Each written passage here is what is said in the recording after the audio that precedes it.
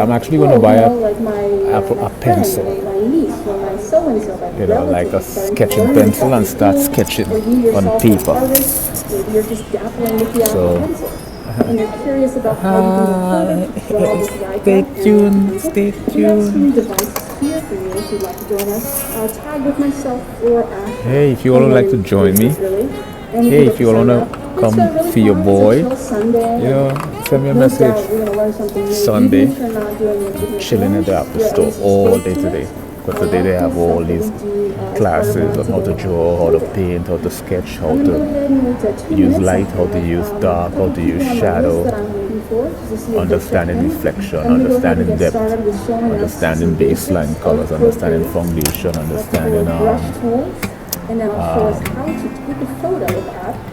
how shades are ground the image, how light makes it emerge. How to create depth, how to create richness, how to find corresponding colors. Let's say a particular object you painting is green. What are the corresponding colors? Maybe blue, maybe red, maybe yellow. And this is contingent and conclusive on the before and after effect, like the past, present, and future of a particular, let's say, a